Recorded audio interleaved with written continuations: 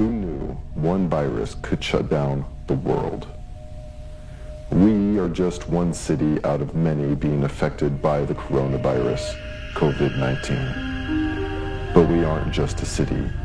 We are a community.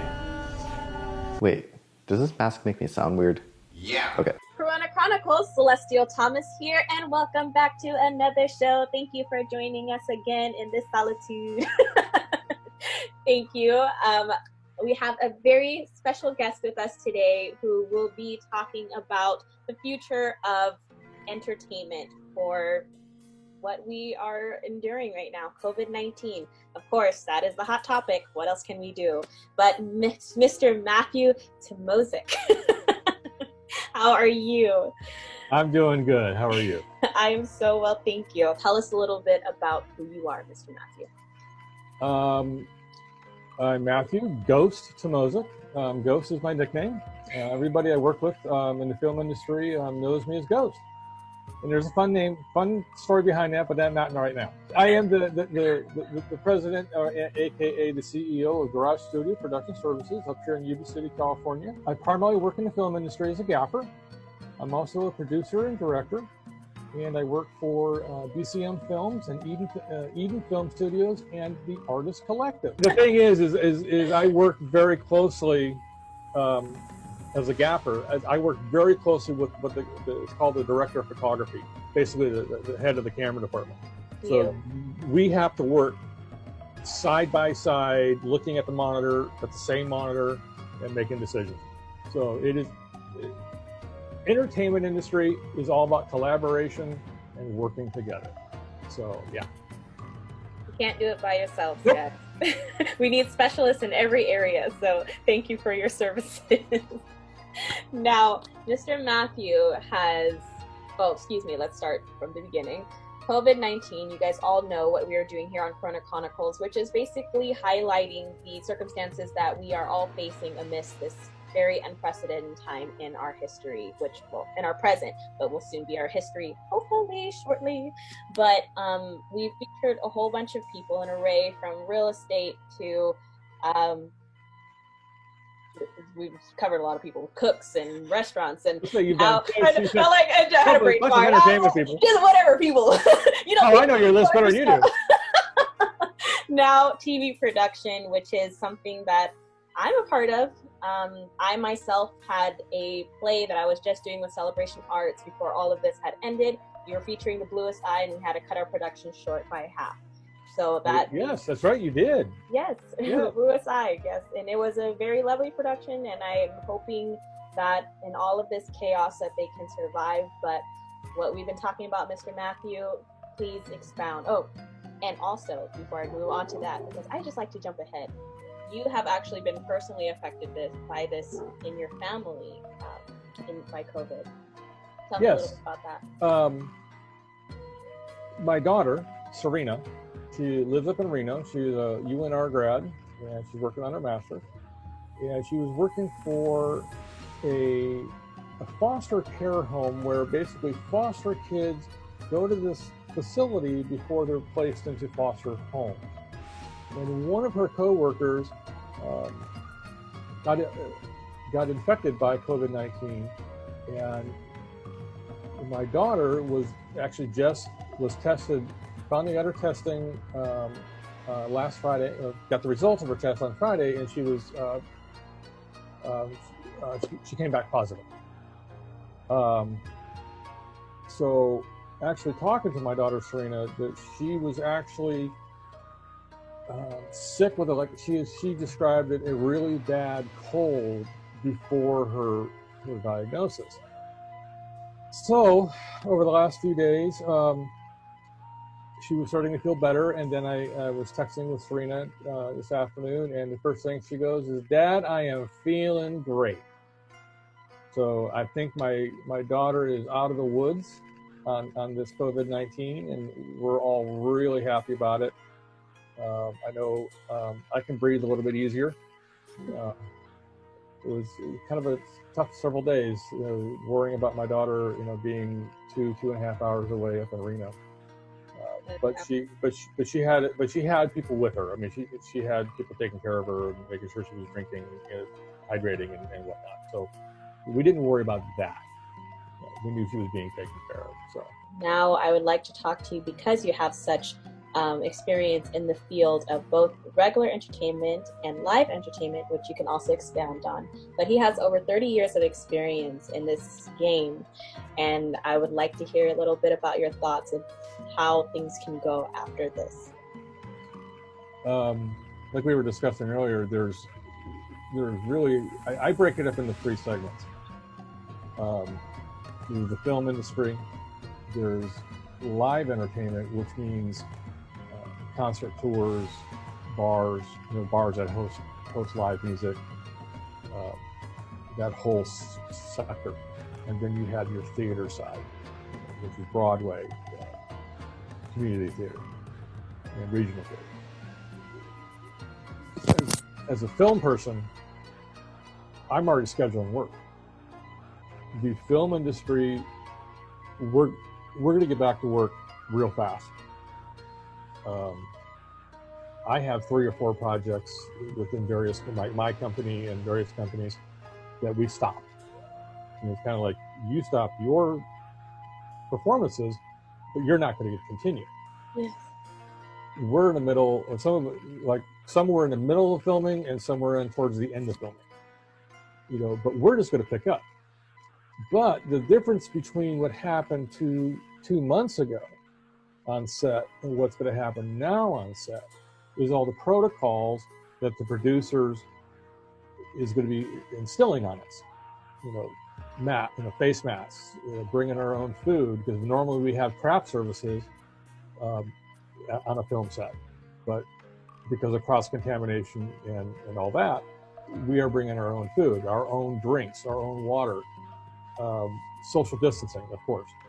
Yeah, and the list goes on now. No hugging, no handshakes, no touching, basically. So it's this. We're still going to have fun and do our job, but it's going to be a little more restricted. And you said you had to reduce your crew as well. Yeah, we're reducing. We're reducing our crew just so we're not exposing or possibly exposing. Like instead of 30 people, we're only trying to expose like 20 people. But if you can cut 10 people out of it, and this of course is an example. If we can not have 10 people there, instead of me having 2 or 3 grips, I'll only have 1. Yes. Which means we all have to work harder. That's all it means. Instead of having the makeup artist having an assistant, that assistant gets cut. Now that's in an independent film situation. Broadway, they're already saying 3 months before we have a show, before any of those theaters will open on Broadway in New York. You've got to bring all your actors back in. You've got to bring all your crew back in, and they're all union. They're all union. They got to be healthy. They got to be tested. The equipment's got to be fixed. There's going to be check after check after check, and all this equipment, especially the complicated shows, stuff that has moving stages and such huge mechanical. Like Phantom of the Opera, as an example, takes an entire week to put into a theater on tour. It's all about coordination, especially on Broadway. It's rehearsals. Are they going to have to replace actors? These shows have to basically come back together. It's going to take a lot of effort and a lot of time for the live entertainment, which includes theater, to come back together. I know that a lot of shows have actually been rehearsing via Zoom. I work for an organization called the Artist Collective, which basically originally started out with playwrights and screenwriters and actors, and myself as a technician. We're going to be live casting plays and script readings and other things that has to do with the Artist Collective. What I love about this platform with Chronicles is that I've spoken to so many amazing individuals who are so innovative and so proactive that they are stopping what seems bleak and turning it into something very hopeful. And in any species, I think the human species can certainly adapt to this current situation, which is how we evolve and how we maintain and sustain our human species. And I am seeing that in such brilliant people such as yourself, Mr. Matthew, and I appreciate you for sharing your story.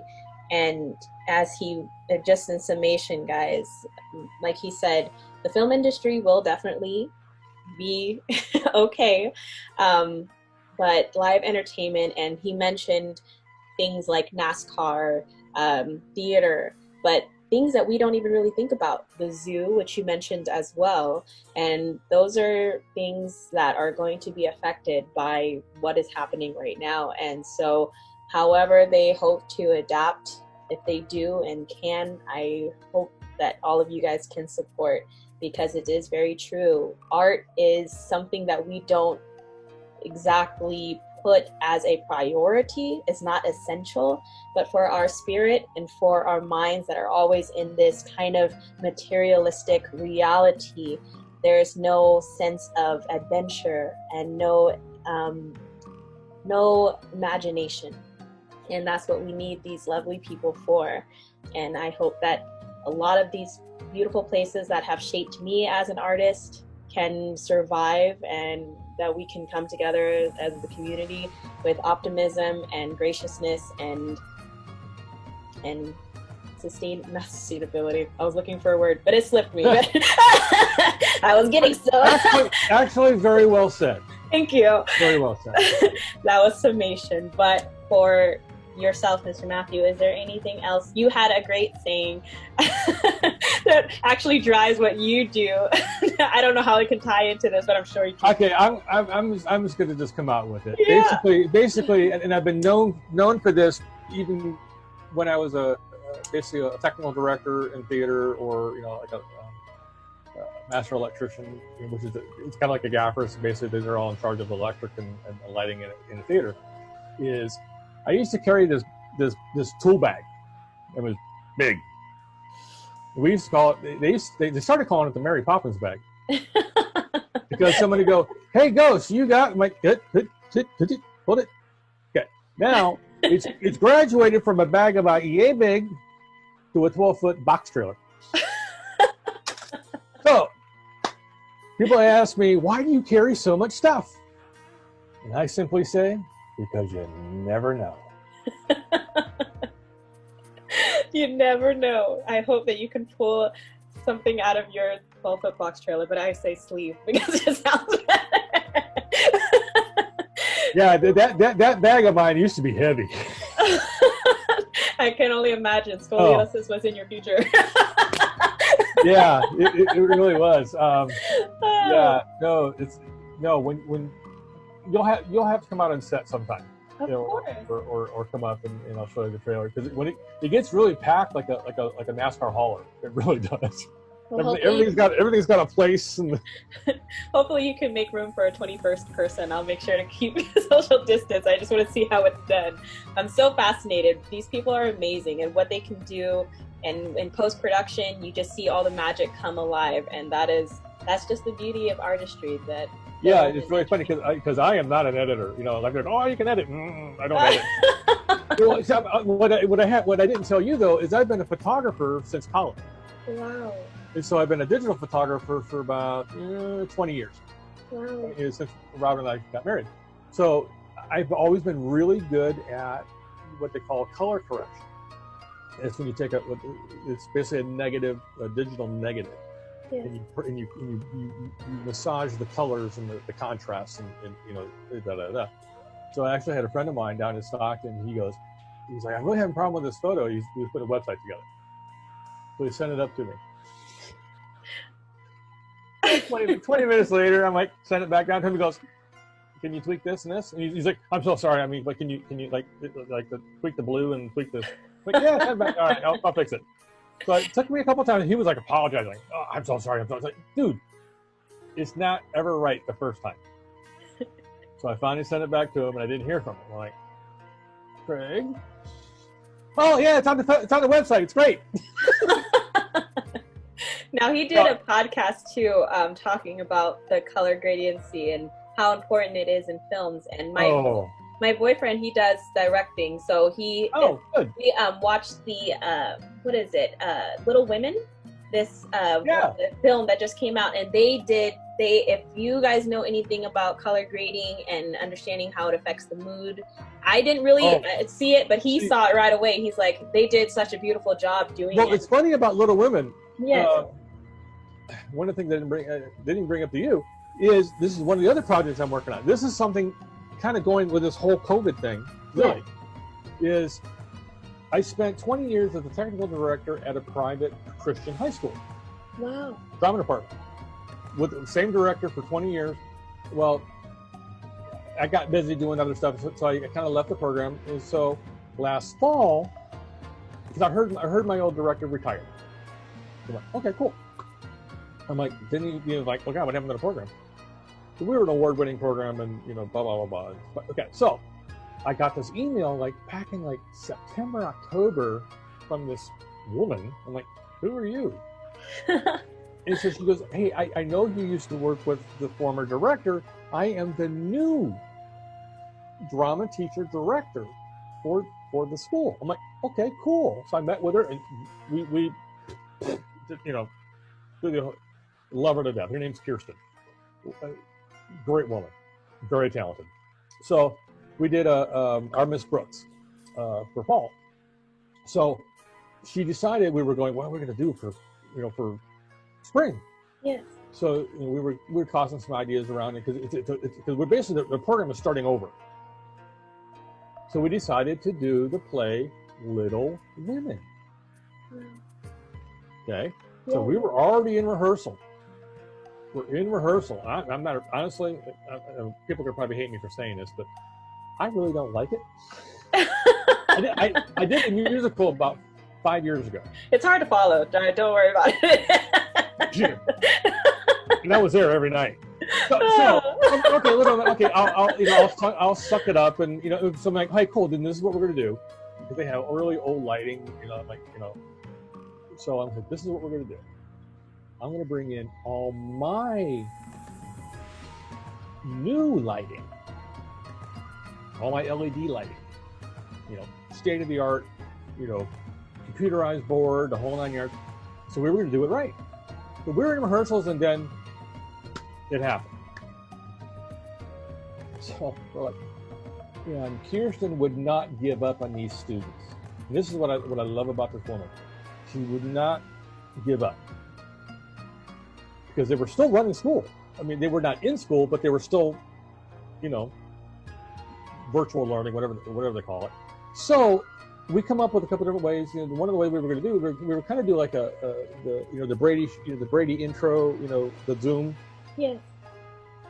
But what we were going to do is we were going to film each character doing their lines in a separate, just a little, torso shot. Yes. But in character, in costume, in makeup, blah blah blah. Basically, the school board for the private schools, they said no, because of all the social distancing, and didn't want the kids to be on blah blah. So we're like, okay. So what we're doing now is each student is reading a chapter of an abridged book of Little Women. And I got invited to do a chapter. So I'm doing a chapter. And so Kirsten asked me, well, do you know any alumni from the program? I'm like, yeah, I know a few. So I got a hold of a couple, and so we're having alumni coming back. Wow. To work on this. So we're going to do an audiobook of Little Women. Awesome. And I got to have it done by Friday. I got to do my chapter done by Friday. Yay! So no, it's oops, here's my mic. No, so that's one way we were able to just wrap this all up and get it all done. And, looking forward to fall with them. And matter of fact, Kaylee Papinga, who's an alumni, actually I'm hooking up with V. He's a singer. Wow. So hopefully we'll get she has a stage name, but hopefully Kaylee will be on Access Sacramento. So yeah. Love collaboration. I love it. And as you guys can tell throughout this interview, Mr. Matthew has an extensive resume. He kept pulling things. Oh, you didn't know this and you didn't know that. I'm like, obviously, Matthew. I'm also a classically trained chef. Lord in heaven. I saw that on the resume. I was like, what does this guy not do? I don't know. And I get that a lot. What don't you do? No, see, as an artist, and I'm an artist in the truest sense, and this is the truth, is artists get bored very easily if they're not, like right now, this whole time being down, I still have work to do, I got, but at one point I went, I'm done doing it. But I got bored real fast. But artists get bored really fast. This is the truth. Yeah, and the thing is, theater people and film people are foodies, right? True. I mean, we were a restaurant. So honestly, I've been cooking since I was like 12. Wow. So, like, I always say this, it's like if I wanted a juicy pork chop, I had to cook it myself because my mother baked it to death. But no, I went to culinary school late in life. I was between jobs and blah, blah, blah. And, so I went to American River College and great culinary program. I don't know how it's going to be for the next semester or so. Because that's hands-on. There's no way you can do that virtual. But no, it's really funny. It's what I love about working in the entertainment industry or the entertainment family is we all love food. We all love good whiskey, wine, vodka. We're all drinkers. There's nothing like at the end of a 12 or 14-hour day, and you're handing the plastic Solo cups around and you're pouring just a little bit. I definitely need to be on your set, Matthew. It's and there's nothing like it though. But it's like on all my sets and all the sets that I've ever worked, every set I've ever worked on, no alcohol. It's you wait. There's too much can happen. Yes. But no, it's what I love about the entertainment family is you really build relationships. And it's like when I saw all my friends in the live side, getting laid off, and because I knew where they were headed, and it hurt me. It really hurt me because these people are longtime friends. 20, almost 30 years on some of them. Some of these major companies. Lighting companies and sound companies, and they just have no work. And now the good thing is, and I didn't mention this before, but because this is political season, I didn't learn this until I worked for Sacramento Theatrical Lighting, that the one company, BP Productions, does a lot of political stuff. Rallies, not he won't do any Trump rallies because he's a Democrat. And then that's a long story. But basically, because everything that's going to be happening up until November, that red and white bunting and stages and all that, that's where it all comes from. It comes from the lighting companies. It comes from the sound companies. So my friend Bill, who owns BP Productions, he'll make probably a little bit of money just from political. So that's a good point, is that we are an election year. Being in Sacramento, there's a lot of political events that happen. So hopefully, Bill and a couple other companies will pick up some of that. So yeah. So hey, I have really enjoyed this. I hope is my lighting okay? I asked me well, because I got one of my theater lights, one of my film lights right here. I need to set up my studio in here. I just I'm just like the person in my brain. I'm just like, we're gonna get out of this soon, don't you worry. But I have to be a realist. But I will set up this studio so that you just need a ring light. Yeah, a ring and we'll light. talk about that later. Yeah, for sure. No, I have thoroughly enjoyed this time. Thank you very much, Mr. Matthew Tmozik. And you have a Facebook, Instagram. How can they connect with you? If you look up Garage, now I have a unique thing, and I really want to plug this. Mm-hmm. If you look up Garage Studio Production Services, you'll get my page. Okay. which is just really strictly business information, and some fun stuff. But if you look up Garage Studio and Lost Art Cinema is the producing side of my company. That is my Facebook group. It's for everybody in entertainment, not just my company. I share audition notices. I share all kinds of education stuff, lighting and the sound and you name it, writing. I have a lot of friends that are writers, but I share just all this entertainment info in my group. There's over 1,400 members in the group. It's one of the largest in the Sacramento area, and I just keep it packed full of just stuff. It's for everybody. It's for film, theater, live, and actors, technicians, directors, producers. It's for everybody. And it's funny. That group was called again on Facebook, Garage Studio. If you look up Garage Studio, don't leave the rest of it off. You'll find it. Garage Studio on Facebook, guys, Yep. and for any type of Anybody in the entertainment industry. Free education. Come Yep. on. It's You free can't beat it. education and information, like all these articles we've been talking about, from the UK and from down south with the IATSE, and I share all that stuff in there. That way, everybody has it. Well, I appreciate you and your altruism and your proactivity, and I wish you much success, Mr. Matthew. Thank you.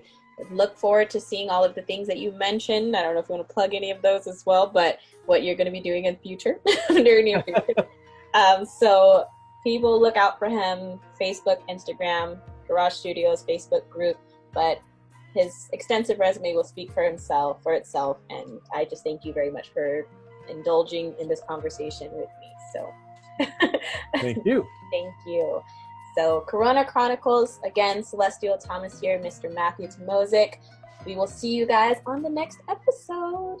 Have a very safe and lovely week. Bye.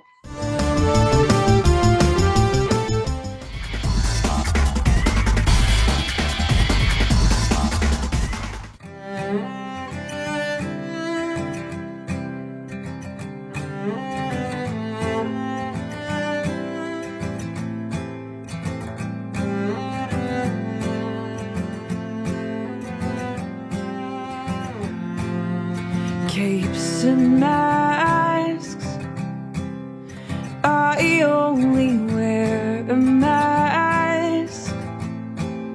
Does that make me a hero? I don't know.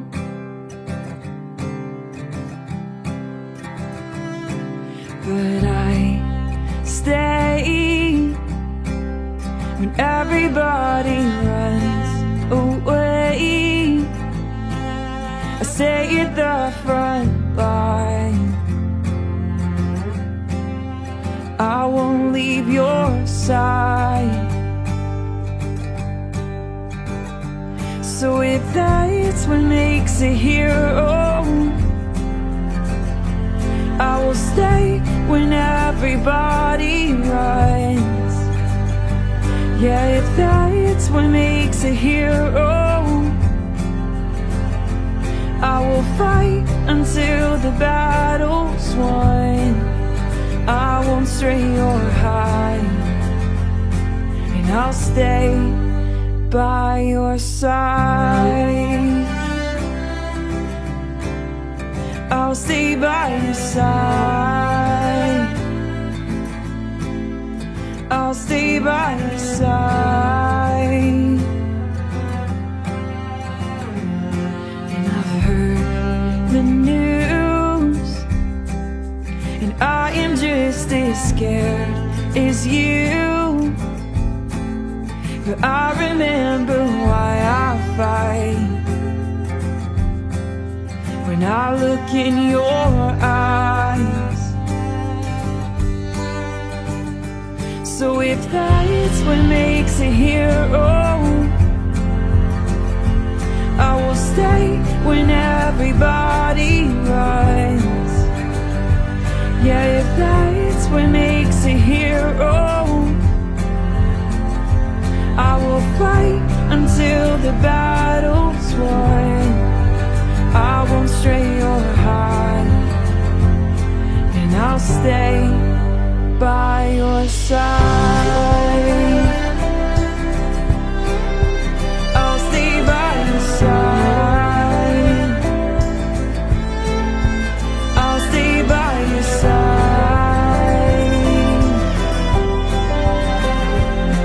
I'll stay by your side.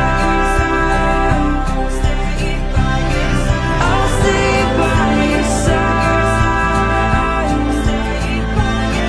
I'll stay by your side. I'll stay by your side. So if that's what makes a hero, I will stay when everybody runs. Yeah, if that's what makes a hero, I will fight until the battle's won. I won't stray or hide. I'll wear my mask with pride, and I'll stay by your side.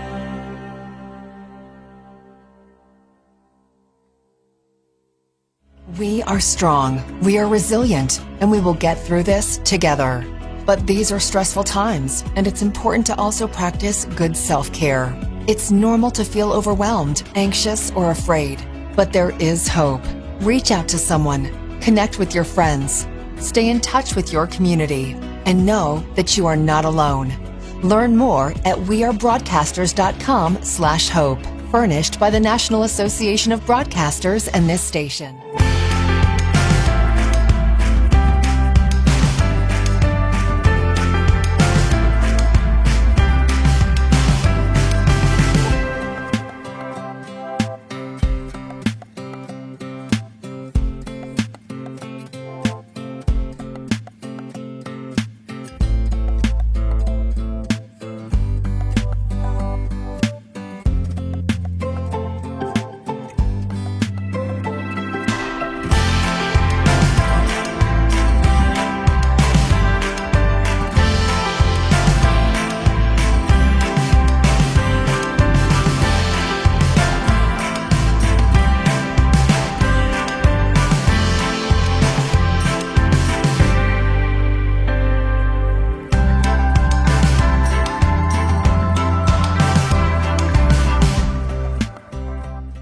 We are at war with a virus, and healthcare troops and first responders are on the front line fighting it every day. Let's join the fight by staying home. Staying home is not a retreat. It's the most brave and aggressive weapon we have against this enemy. Because when we do stay at home, we help prevent overwhelming our hospitals while buying time for our scientists to find the vaccine. And that is how we beat it.